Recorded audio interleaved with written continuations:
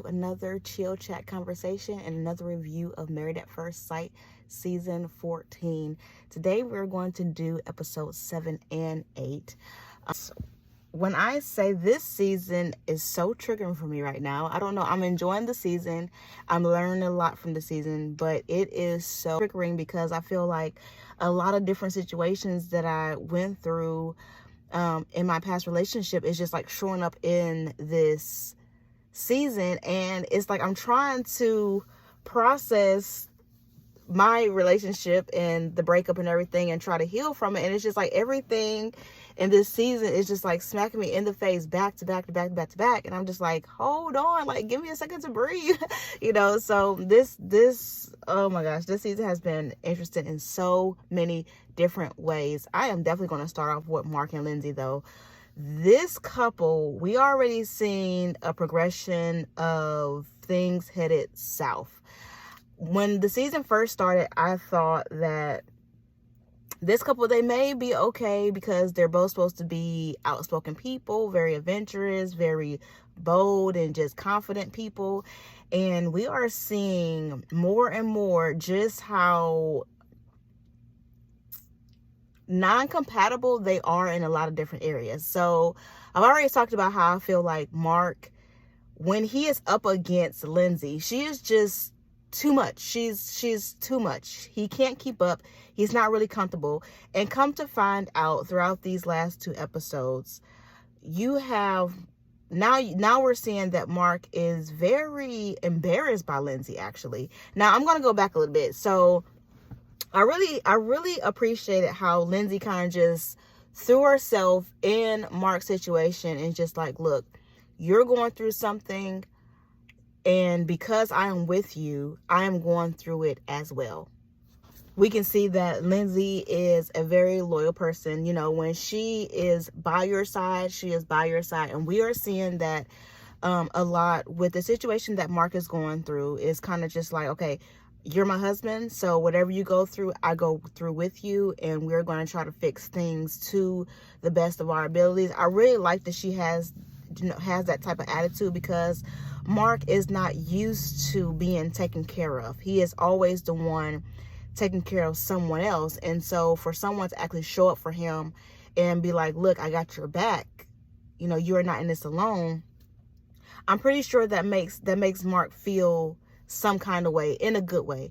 But even though she was trying to help, he kind of seen it as a negative, only because she was very controlling about it. It was just like, anything that she would pick up, does this bring you joy?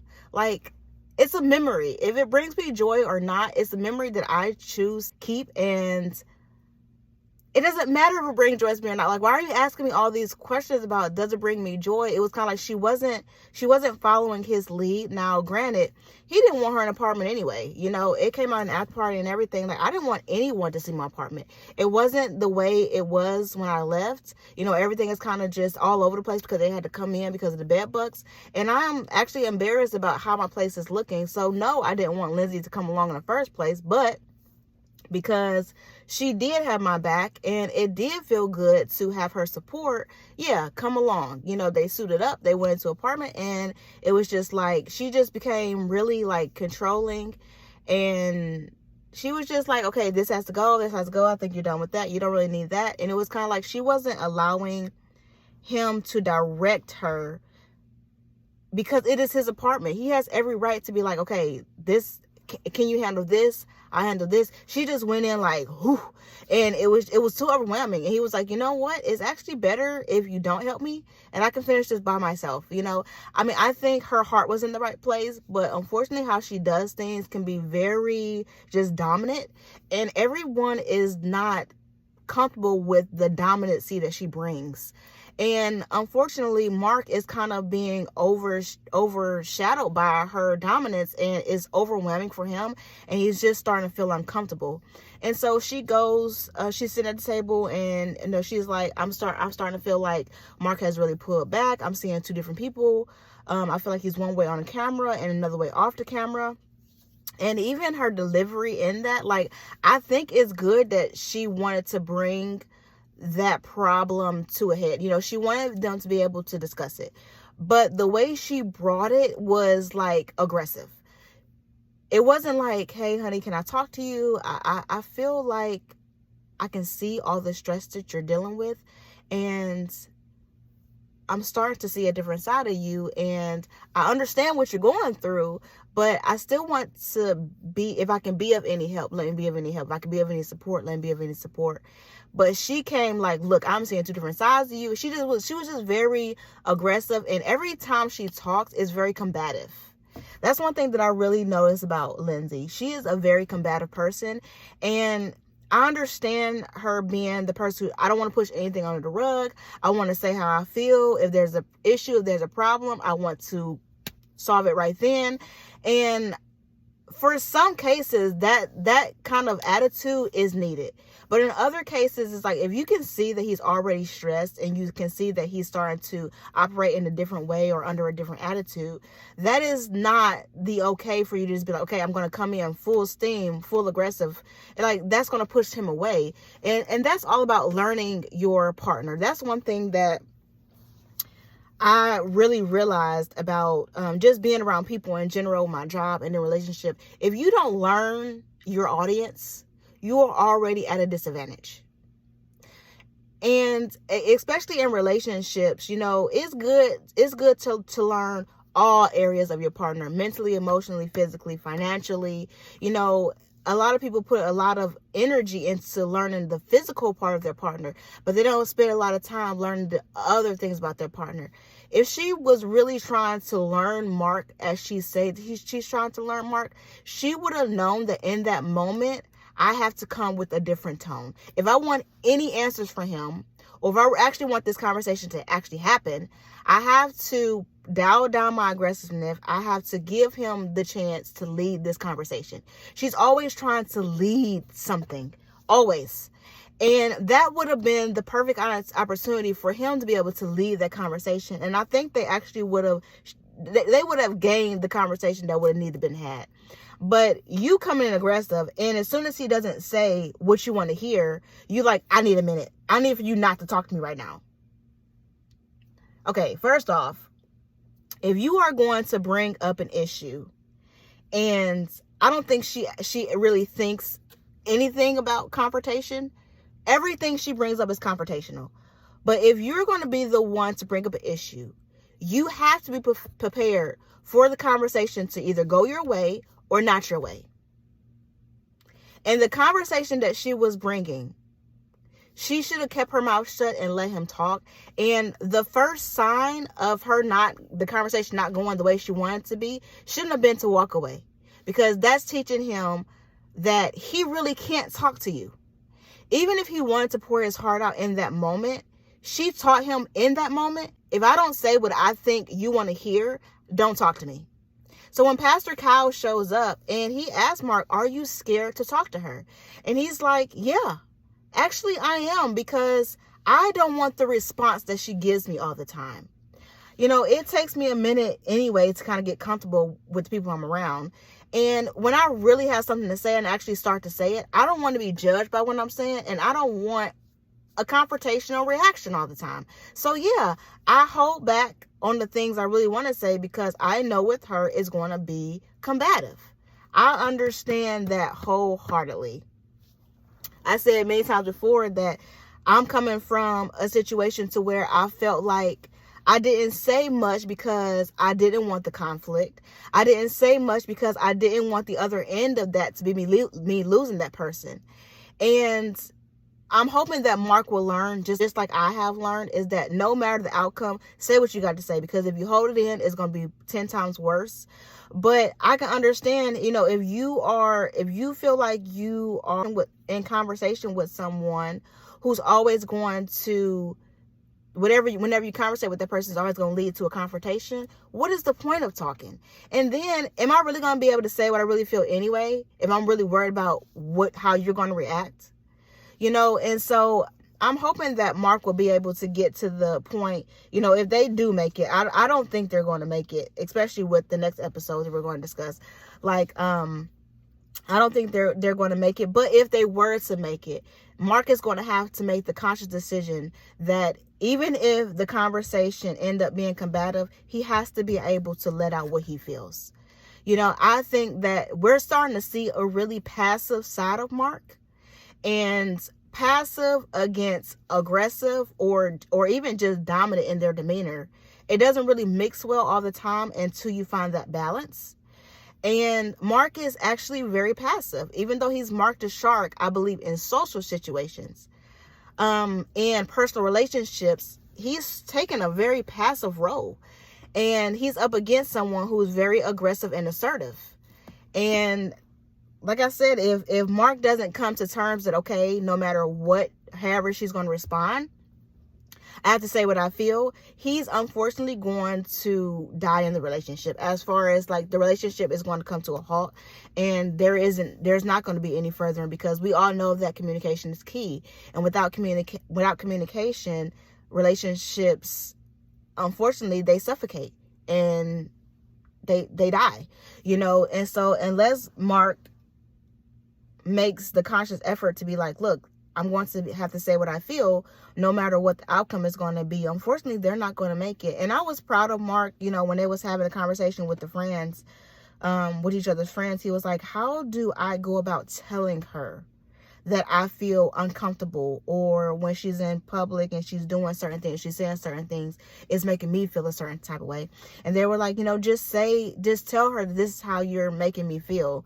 Even though that did not work, because now in episode 8, we're at the point where they're at the bowling alley, and Lindsay once again is making her inappropriate jokes, as she always does. She does not know how to read a room. She doesn't know a filter. She doesn't have a filter.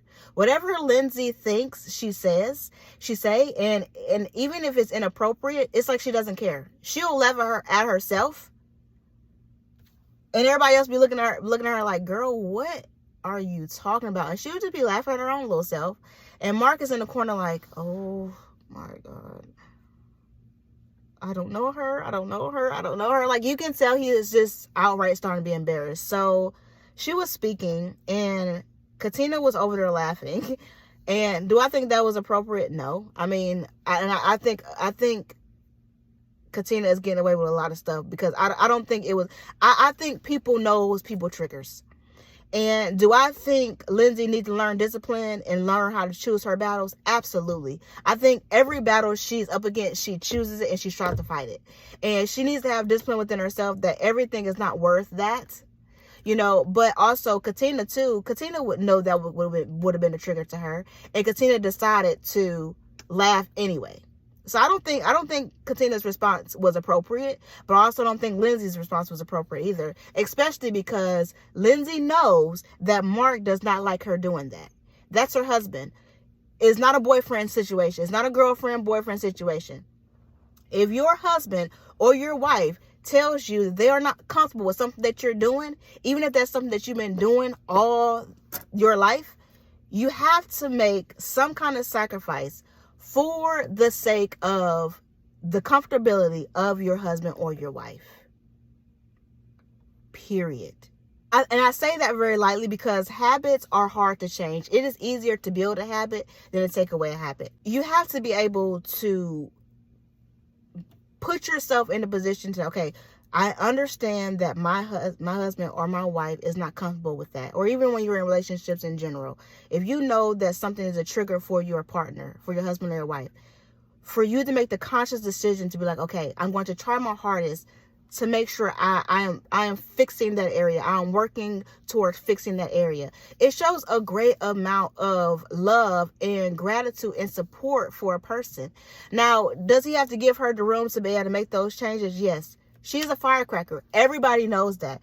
And I think that at the beginning, when she had her first little confrontation with Katina and Elijah, he talked to her about like, look, you don't have to respond that way. Take some time to yourself, get yourself together. But he let her know then, I'm not comfortable with that. Look, I don't like confrontation. I don't like conflict.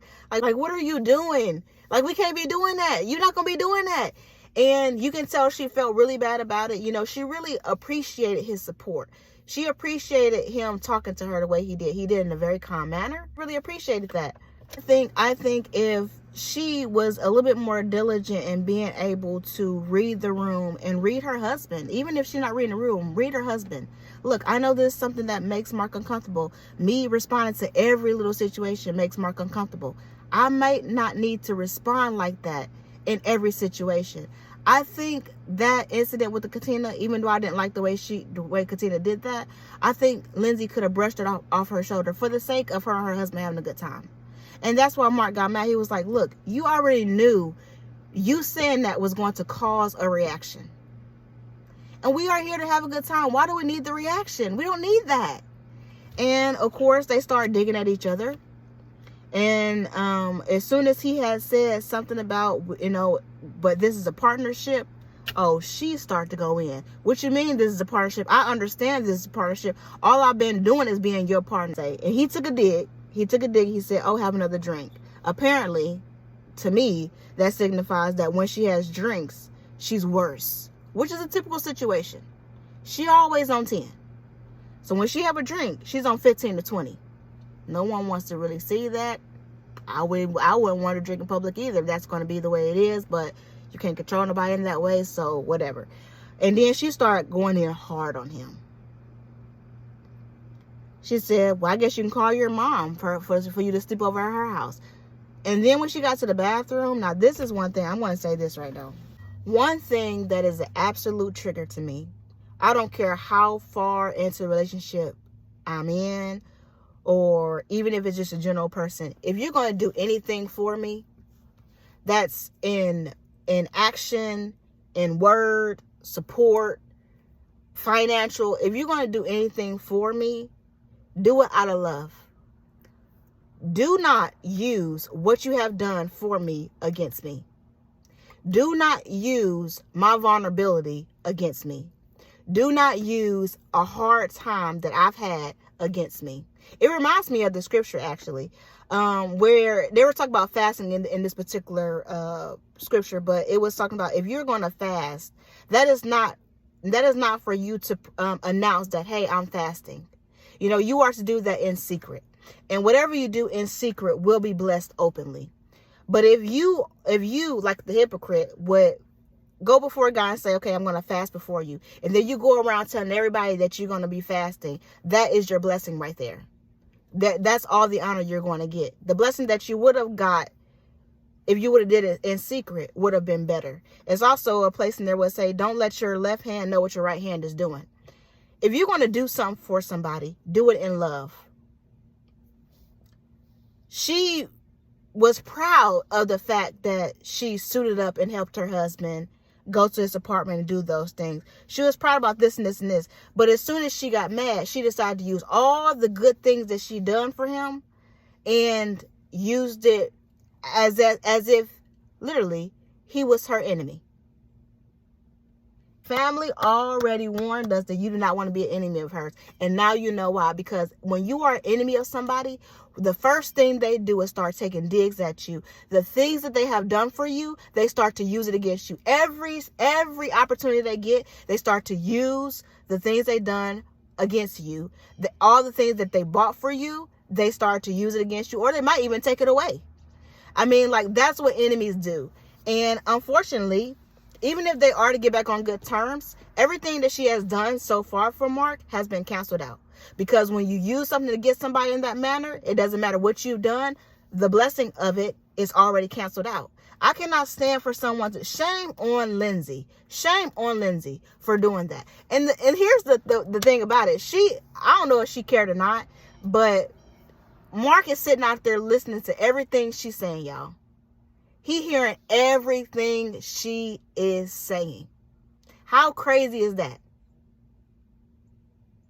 She was just being a plumb fool, in my opinion. And I don't say fool often, but to me, and that's just fresh on my heart, because I really cannot stand when people do that. Like, if you love someone, you love them.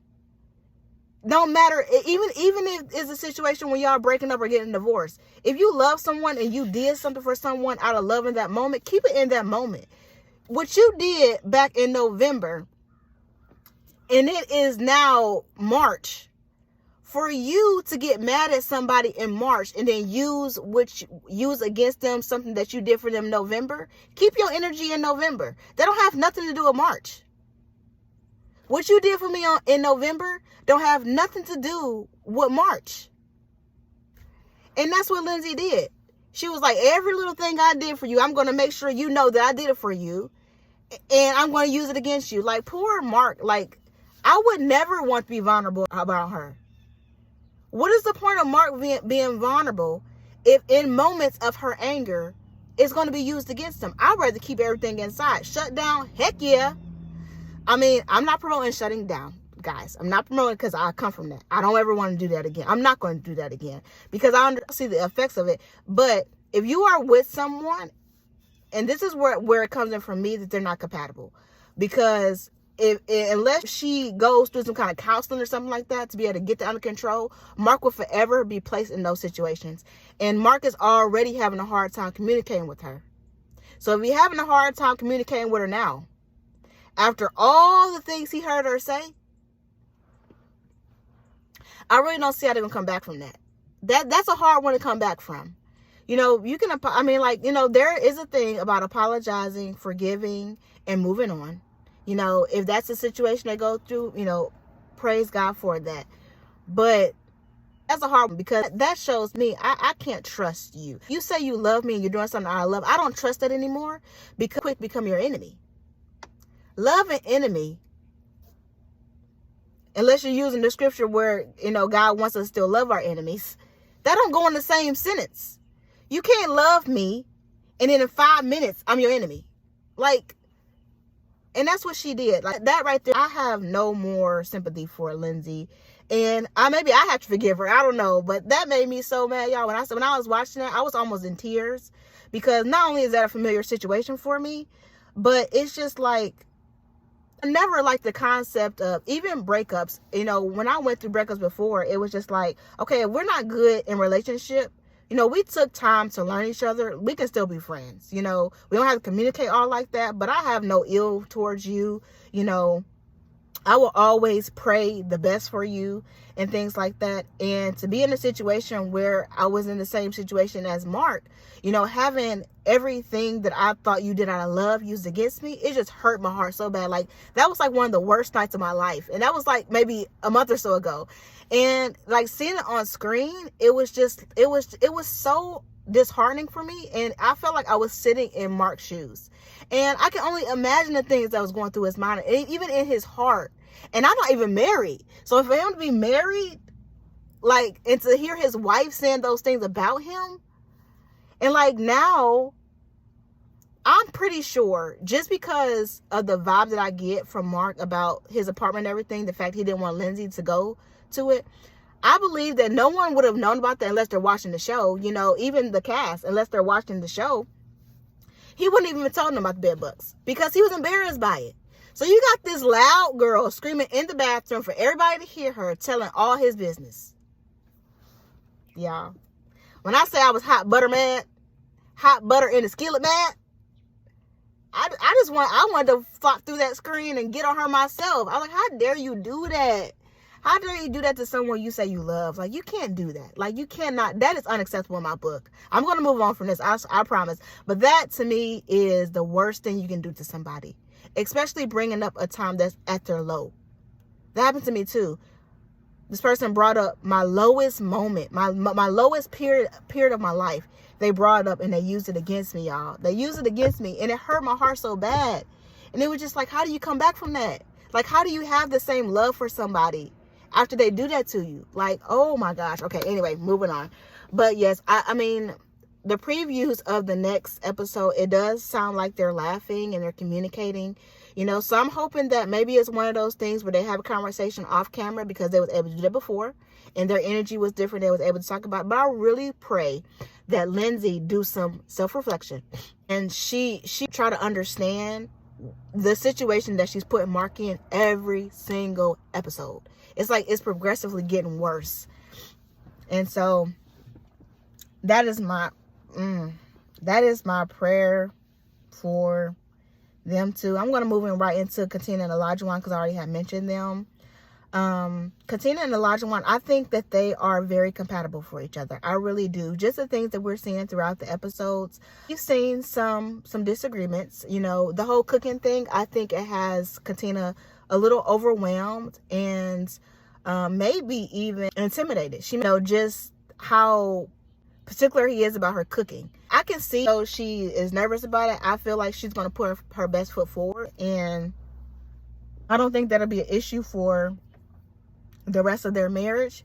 I just think that he needs to make sure he's giving her time to, you know, get into position for it. They both been single, you know, they both said, look, I'll take care of myself. I'll go out to eat in a minute, do this for breakfast. Olajuwon was like, I'll grab a piece of toast and, you know, peanut butter and walk out the door.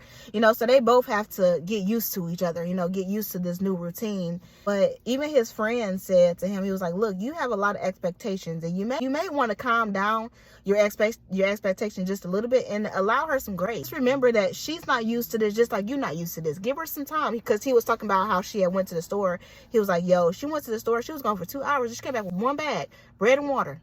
I didn't know what to think about that. I was concerned. I was like, what in the world's going on around here?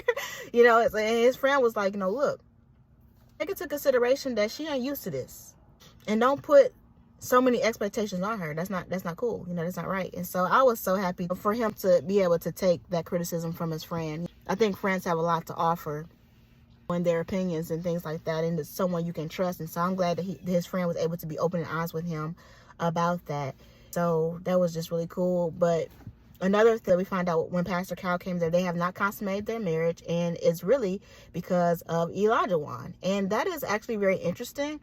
And even when he was talking to his friend was like, you know, I feel like you really care about this girl, because you being physical is not an issue, like, ever. Maybe it should be an issue, but it's not ever. And so he was like, I think you really care about her. And with Olajuwon, he was like, I feel like if I sleep with her, then I'm going to change in some kind of way. Because that was his pattern. You know, as a playboy, the prize is being physical. And once you got the prize, I may continue, I may not. I'm on to the next prize. And so I'm glad that he's being cautious of that, just because, like I said before, I think he's also trying to prove to himself that he's not a playboy anymore. He's also trying to prove to the world, his family, and Katina that he's not a playboy anymore. So I can understand why he would want to take it slow. The only conflict in that is that Katina, the one who said, I think I want to wait about a month or two, I don't think I want to consummate the marriage, is now like, okay, I actually want to do this thing. And so Pastor Kyle is like, look, y'all are married. Y'all are grown adults. Maybe it's good for you to explore it. If you don't want to explore it, fine. But he can't, even though I see his heart in it, he can't also be selfish, because Pastor Kyle was like, think about how your rejection is making her feel. Maybe you're starting to make her feel like she's not sexually attractive. And Tina was like, yeah, I am at times. Sometimes I do feel like that. You know, sometimes I do feel a little insecure because of the decision that he's making. So I think as long as they continue to communicate about it, I think they'll be fine in that area. And when they do consummate the marriage, because they have communicated about it, and it's something that they're actually growing towards instead of rushing the process, it's going to be a beautiful thing. So I'm actually really excited about this couple to see where they go, because I do feel like their communication is good. I feel like even though I think most of their conversations are happening off camera, which is fine, I think they are communicating good, and they have each other's backs. I think it was so adorable when Olajuwon came. He was like, I got a surprise for you. And like, he took off his little hat. He got a haircut. He's like, look, I know you didn't like my mohawk, so I shaved it off. And it was just so, like, she just like lit up. And in my mind, that says to me, like, you really listen to me. You care about my opinion. You care about what I say, even though you probably didn't have this mohawk for years, and that's something that you love. That's something that Lindsay can't get on, like can't get with. It's just like, if you know that something is bothering your husband or your wife, and you can make that necessary change, make the change. And she just glows so big. She just like smiles so big, and she was like, it looks so good. He was like, do you like it? Do you like it? So that goes to show that he cares about her opinion as well. You know, he's listening to her, he's hearing her, and he wants her to be happy. He wants her to be satisfied. And also Katina, I don't agree with, okay, I'll put it this way. I think it's good to have your man's back. Hands down, you ought to. And a husband ought to have their wife's back. But I don't know why Katina seems to be so defensive. I don't know if it's because we all know that her past relationships were not easy. She was always cheated on and things like that. And I don't know if it's because she's finding so much comfort in Olajuwon, and she is feeling confident about Olajuwon, that she's like everything that can come against them, she's like defensive about it. Like even when she was talking to her friend, she was like, look, I got a concern, he never dated a black woman. I mean, I don't really see that as a big concern either. I mean, people have their preference, but one thing about this show that I love is that, look, you obviously came on this show because your type don't work. So for you to get the opposite of what you are used to dating, I think that's a good thing, because oftentimes we are attracted to those things or those people that are really not for us as far as our type. And we've seen that in multiple situations. Most long-lasting marriages is not people going after their type for real. And so I didn't really think that was a big deal. I've never been so blacks need to be with blacks, white needs to be with whites. I know some people are very involved in that, Black Lives Matters and all of that stuff like that. I know a lot of people are blacks for blacks. I understand that. I've never had that mindset, so to me, it wasn't a really big deal either. But I don't know. It just seemed like Katina was very just defensive about it. Like she was giving her friend some looks. And her friend was kind of like, I don't know about this, Let's say, well, I give him the benefit of the doubt. Because Katina was like, look, I'm not having it. It ain't an issue for me. It ain't an issue for you. But that also goes to one thing that I can appreciate about that. If you allow everybody into your relationship, it's going to falter. If she is okay with her husband never have been in a serious relationship with a black woman, if that's not her concern, don't make it an issue. Don't make that an issue in their marriage if it's not an issue in their marriage. So I am glad that Katina does have that about her. Look, it's not an issue to me. I'm the one married to the man. It shouldn't be an issue for you. And that's one lesson that a lot of people, have to learn too. Like, yeah, my family and my friends' opinion, it matters to me, but I'm the one in this relationship. And we can't always allow family influence or friend influence to interrupt what we got going on. We're the ones in the relationship. How we work it out is how we work it out. I had to learn that for myself as well, because I'll call my mom, my sister, and the men, be like, look, this how I feel, this, and it was kind of like, well, why are you always calling them instead of talking to me about it? Understand that, and that's one thing I do like about Katina, but I'd be like, dang, girl, why you got to be so defensive all the time? Like, I don't know. And like I said, I just really didn't like the way she responded to Lindsay. Like, I feel like just as much as we can say Lindsay would have known that would have started an argument, I think Katina also know that could have started an argument. And I think I said that once before, that a lot of people was focused on Lindsay in the last conflict. Katina, she's a fireball too. She does it in a different way, but Katina, she can be very strong in her opinion. And girl, not to talk to me on camera. Stay over there. Like, she comes with the attitude too. So was Lindsay justified in feeling some type of way? Maybe, maybe not. I don't know. That's something for y'all to decide. I don't know. But maybe y'all have a different opinion with Katina. But I don't like the way she responds either. I feel like they are both going tit for tat. And I was so hoping that after the after party from episode 6, they kind of squashed all that. And we can now see that it ain't squashed. So it's just this continuous back and forth thing. Throughout the whole season, we're going to always see them bickering back and forth. And in the Olajuwon, he was just kind of like, baby, just calm down. He was trying to do his little thing. And then Mark, unfortunately, that went the way that went. But I don't think Katina was right at all for how she responded. And I didn't think she was right at all the last time she responded. I think it's good to be honest about your feelings, to be assertive. But they both know, unfortunately, they're just each other's triggers. And they don't need to have any words with each other, both of them. So that's pretty much all that I have on Olajuwon and Katina. I think that they're having a great start, and I feel like they really do have the potential to make it. I really do like this couple, and I like where they're heading.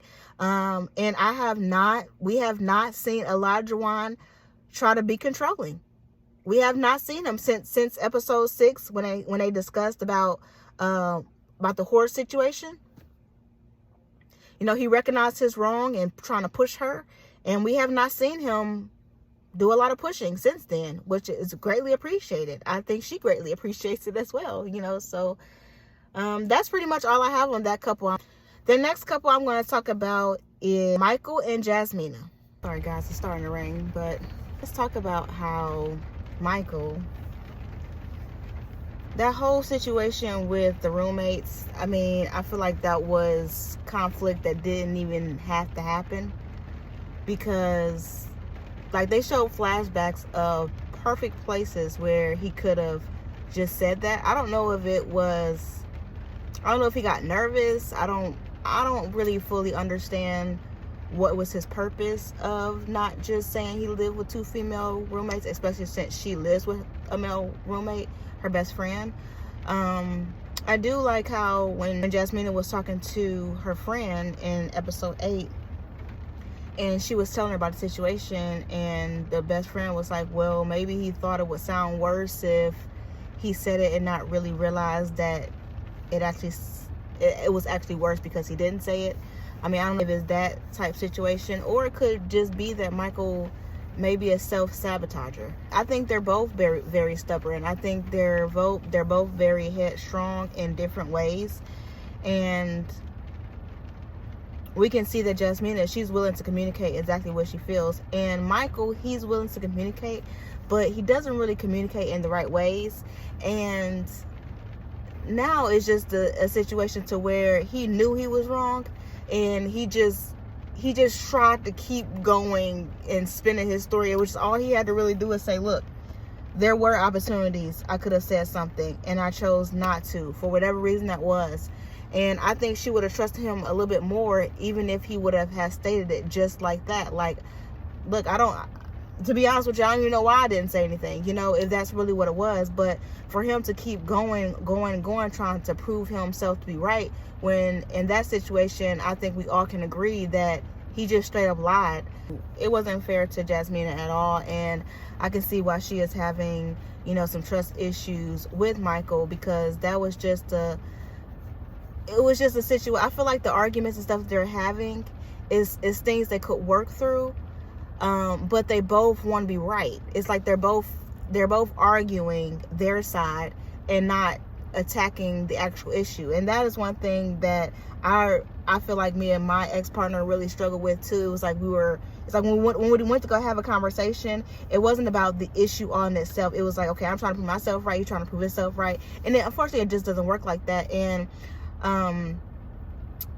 I feel like and everybody sees it, like everybody who meets them, they kind of feel like they see why they're a match together. They themselves can see why they're a match together. They complement each other good in different areas.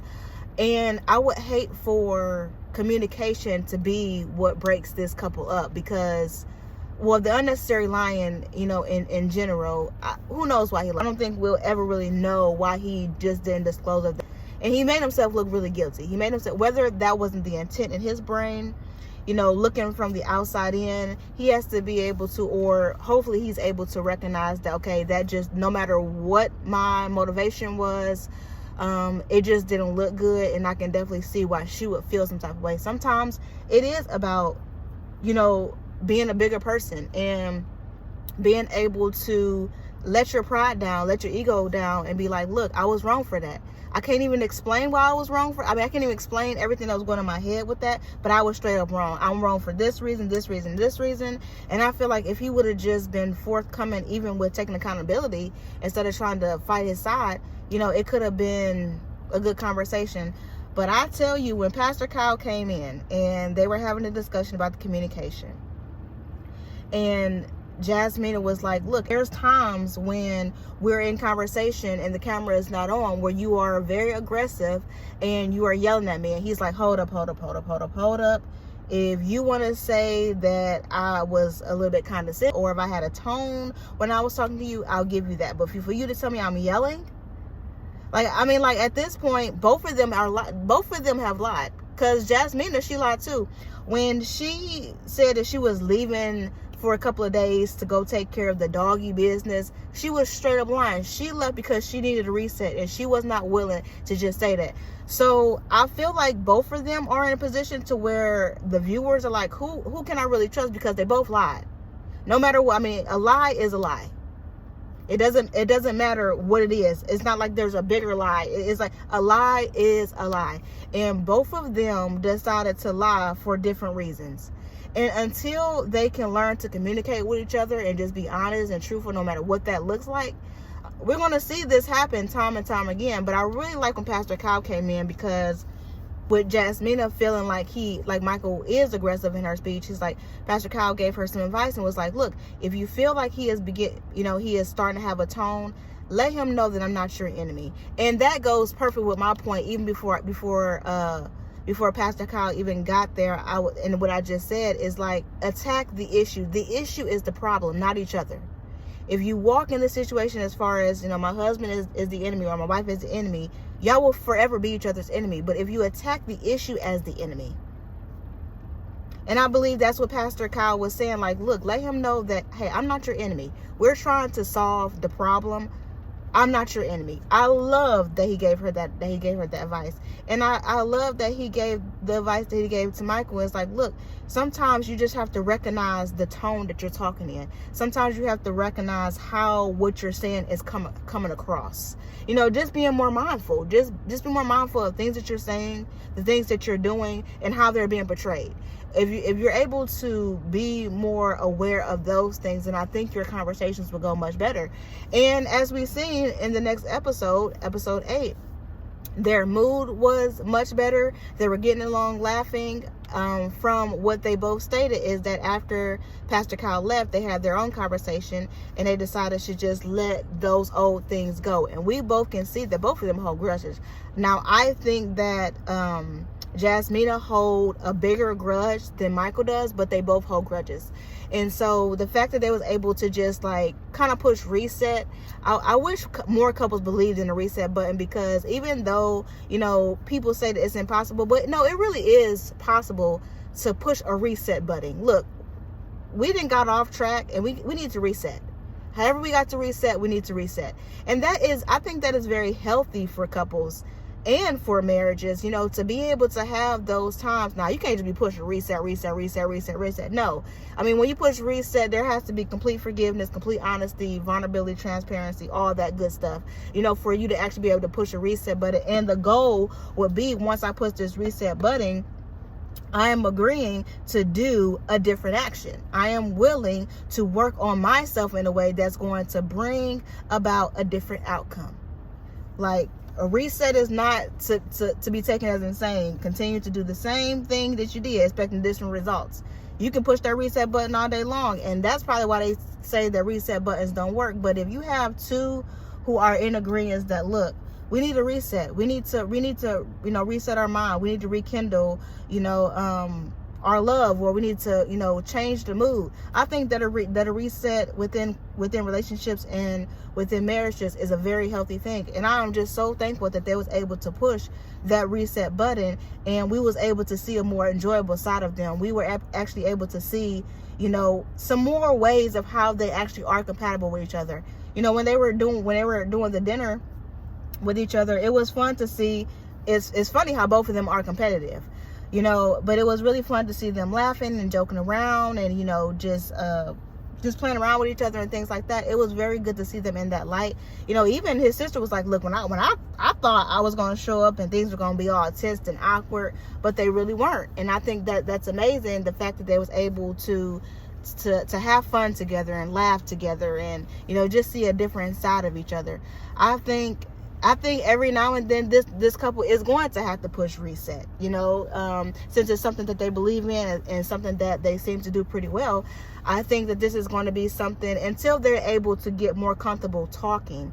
And I also think too, and I know that a lot of people are still against therapy or even couples therapies, but one reason why I like the idea of couples therapy, especially for communication, because when you have a couple that's like this one, two people who are, or even Mark and Lindsay, You know, you have two people who could communicate in very different styles, and two people who have very different perspective and two different ways of doing things, but they still are compatible. Sometimes, you know, the conversation is not going to go the way either of them expected. So being able to have that third party to kind of teach you how to communicate is not a bad thing. I don't know why so many people think that's a negative, like, oh, I'm about to have nobody come into my relationship or be the master of my relationship. It's not really about that. It's like sometimes people need guidance and being able to communicate with each other, you know, especially if their backgrounds and stuff is different. You know, people are compatible in more ways than many. I mean, in more ways than none or many, however the statement goes. But really appreciate the fact that Pastor Kyle and Dr. Viviana and Dr. Pepper comes in, because it just goes to show that, you know, there are times when you need that third party, that you need a third opinion, that you need someone to be like, well, this is what I hear him saying, and this is what I hear her saying, and I want to know what you got out of what you think she said, and what you got out of what you think he said. And it's just a training. It's like I'm coming in to teach you guys how to communicate, because your perspectives and things are so different. But a lot of people don't believe in that. I think that this was a perfect example of how that third party can really be a helping hand. But also, I'm going to throw in there too, I think too, also, you have to make sure that you are bringing in the right person for that third party. Because as we were talking about with Elijah and Katina, or just Katina, she was talking to her friend, and, you know, she wasn't really agreeing with what her friend was saying. Like, look, this is not an issue for me. I'm married to the man, so it really shouldn't be an issue for you. But if it's an issue for you, that's fine, but it's not an issue for me. You know, if you are bringing in someone that's going to create a bigger conflict, you know, that's going to add more problems to your marriage, that is not the person to bring in to try to teach you how to communicate. It needs to be someone of a professional. Pastor Kyle came in and he was able to guide them in their communication. He was able to give them a different perspective, and boom, they was able to push reset, and it was great. It was great after that. So, I mean, I am definitely, I mean, I love therapy in general. I think therapy is a good way just to bring about some self-awareness. But I wish more couples went through, you know, I had someone like Pastor Kyle or Dr. Viviana or Dr. Pepper to come in and sit, or even like, I know every once in a while, every time Dr. Viviana comes, she gives them homework assignments. And I think it's good for couples to have homework assignments, you know, deep conversations, some things that's just like chill mode, you know, getting to learn you, or couples games. Like, I mean, I think all of that is so healthy. You know, we are coming out of a pandemic, and I think a lot of couples struggled through that period of time because they finally realized that, hey, we don't talk to each other, or we don't vibe with each other like we're supposed to. And then some people really took advantage of COVID and being able to spend time with their significant others. I think adding new and fresh things to relationship is what keeps things alive. If you get to the point where you feel like your relationship is it's not going to last very long, and your marriage is definitely not going to last very long if you're not able to be open-minded and bring new things into relationships. So I was so thankful to see them in a better mood, for them to have let go of their grudges and finally move on. We were hoping that Jasmina was able to move on. Well, actually, I think she did. Let me give her credit right here, because when they went to the water in episode 5 or 6, I feel like, you know, just them being out in the environment and talking to each other, having light conversation, I think she pushed the reset then. But when she got home, she lied. She lied first, actually. When they got home, she lied, and she took time for herself. And even though her taking time for herself actually led her to be able to let go of that stuff, as soon as she got back in contact with him, which was at his apartment, he lies. So it's just like, it's like unnecessary issues in this relationship. Like, they have great potential to make it, but it's like this little stuff that's adding up, unnecessary. I don't understand. But anyway, like I said, they got it together, so kudos to them for getting it together. The next couple I'm going to talk about is Noy and Steve. with this couple, I'm actually starting to be a little disappointed because I had such high hopes for this couple, but I'm starting to see that they're both having trouble compromising. So Noy, her and that doggone dog, and for those who are dog people, forgive me, I'm not a dog person, so maybe I just don't understand, but for you to now have a husband and you expect your dog to sleep in between you and your husband, to me, that's out of order. I mean, and that's a freaking dog. I don't agree with that. And she is just like not willing to compromise on this thing. Like, he don't even like dogs. Now, he married to someone with a dog, so is he gonna have to compromise and get used to the dog? Yes. But do that dog have to be in their bed? No. That dog does not have to sleep in the bed. He was like, well, why do you have doggy beds if he ain't gonna use them? And she was like, well, he's gonna sleep next to me. He needs his own pillow. He's gonna be right in the middle of us. He was like, why can't you put him on the edge of the bed? No. He needs to be right in the middle.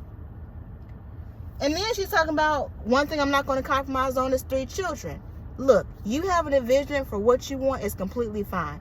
But when you sign up for a marriage, if y'all not going to have 3 kids, you don't know what y'all going to have. But for you to say, I'm not going, I'm hardcore 3 kids, you don't even know what your situation is going to be.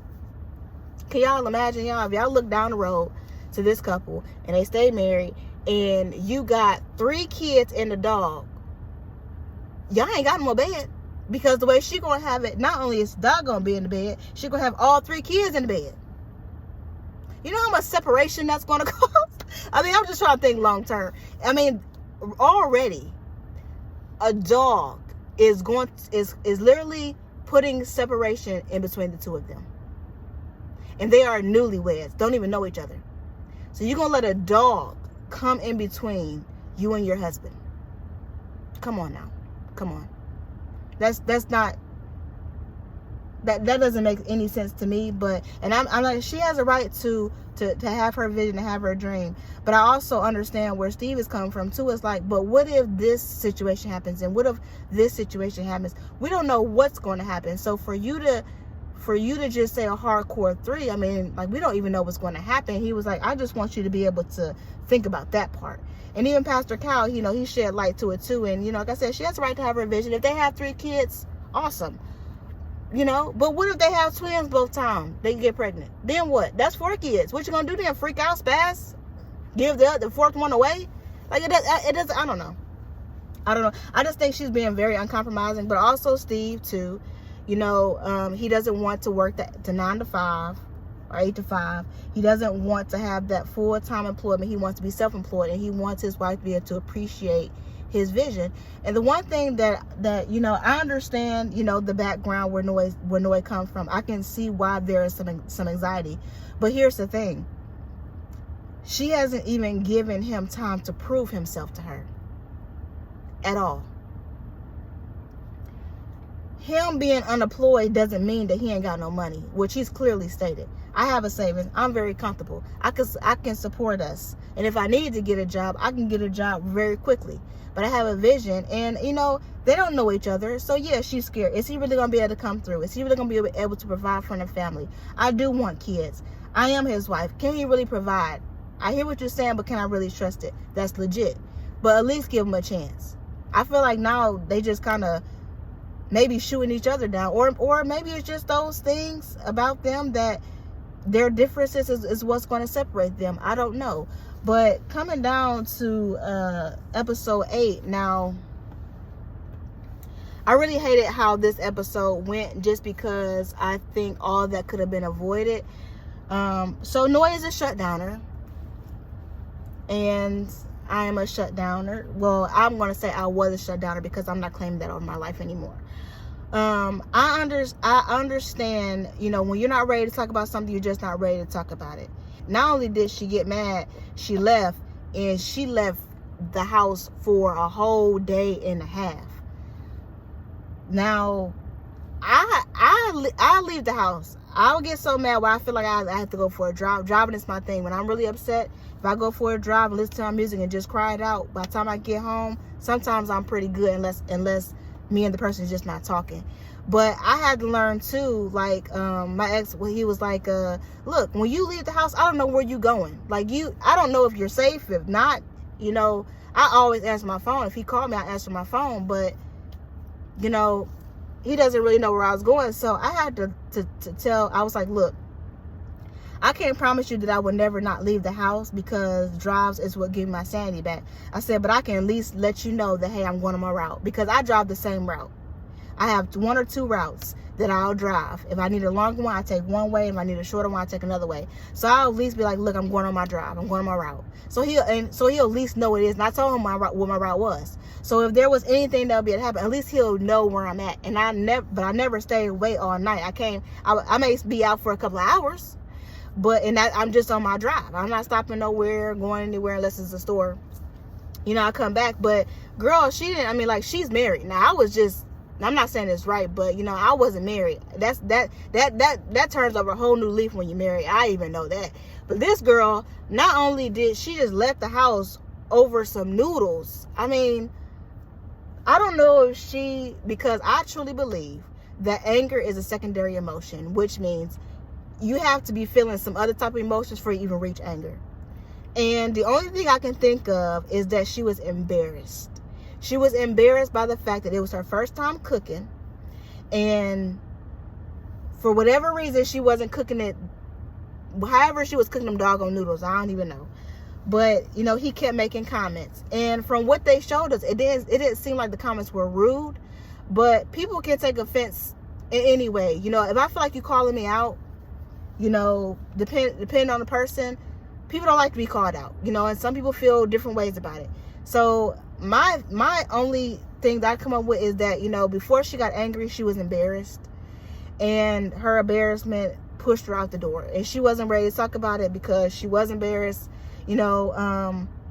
But the one thing I liked about Steve is he was like, look, I would apologize, you know, I'm ready to apologize.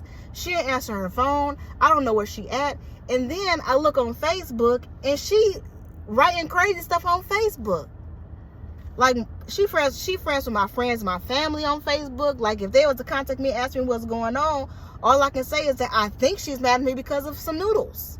Like, it didn't, like, when I watched this episode, guys, okay, I'll put it this way. It was a trigger for me, because being a person who shut down, you don't necessarily see the effects of it while you're in it, because that's just a natural thing that you do.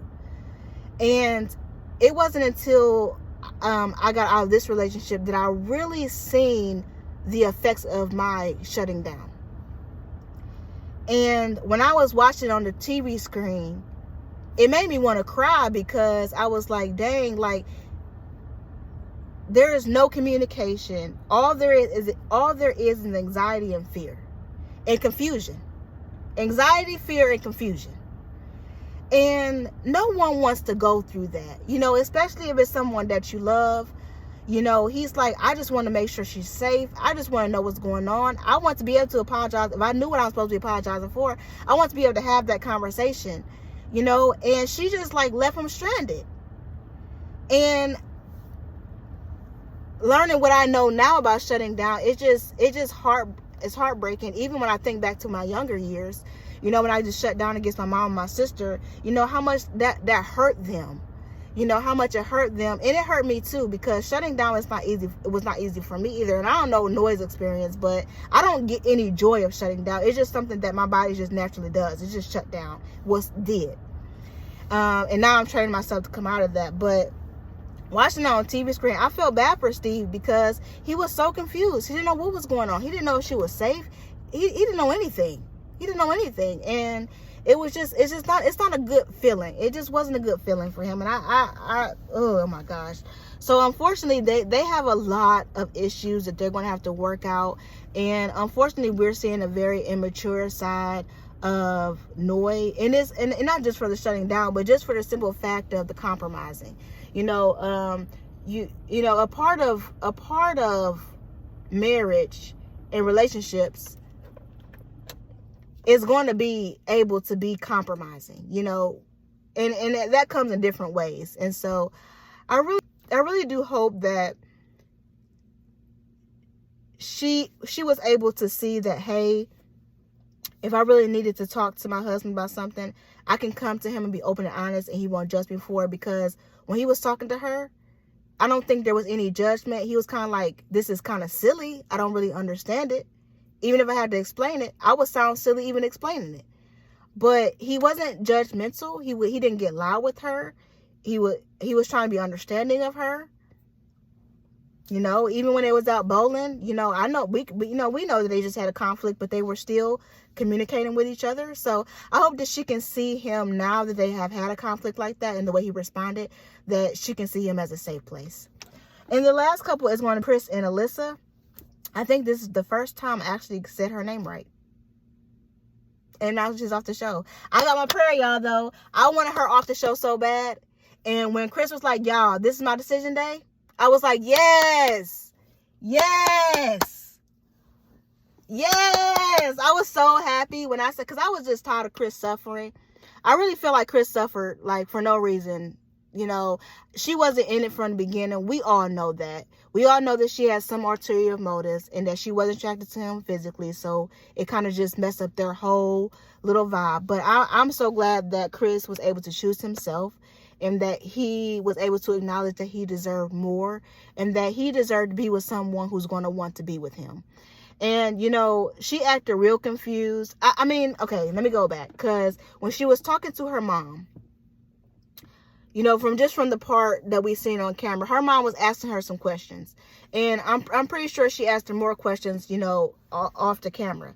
And, when Alyssa came in and she's like, I kind of want to see how we can move on from the place that we're at. I feel like there was something that she said in the conversation with her mom that made her want to think differently about the situation, or maybe gave her some self-awareness to actually how she was acting. And, this just goes to show, that people have a range of tolerance. And once that tolerance is up, it's up. And unfortunately, she showed up too late. She showed up to try when he was done trying. And that's really all that needs to be said about them. I think it's very sad that in episode 8, she tried to lie to her friend about how things went. Because I feel like now she's salty.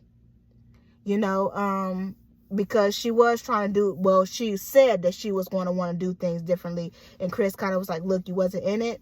I'm out of it, and she tried to display the whole thing between them in the wrong way when she was talking to her friend. So I do hope that her friend is going to go back and watch the episodes, because even her friend was like, I wish I could have met him for myself, because I told you before that you be hard on some men. So I wish I could have met him for myself so I could have gained my own perception of him. So I hope she go back and watch the episode so she can see that her friend is indeed a big fat liar. Alyssa is a liar. And I'm not coming against her. If she thinks she's a good person, in some ways, she may actually be a good person. Because like we said before, Krista was even to acknowledge that, sometimes, when you just having fun, you are actually cool and down to earth. So I she may just be a good person. But to Chris, she wasn't. She wasn't a good person to Chris. She didn't try with Chris. She didn't show up for the marriage. She didn't want to have anything to do with him. And I'm just glad that Chris was able to choose himself. And I think moving forward, they're both going to be happy. She said she can go to Texas, find her a little cowboy. If all the men in Texas watch Married at First Sight, they may not choose her. But hey, no, I'm not going to wish nothing bad upon her. I'm just glad she's off the show.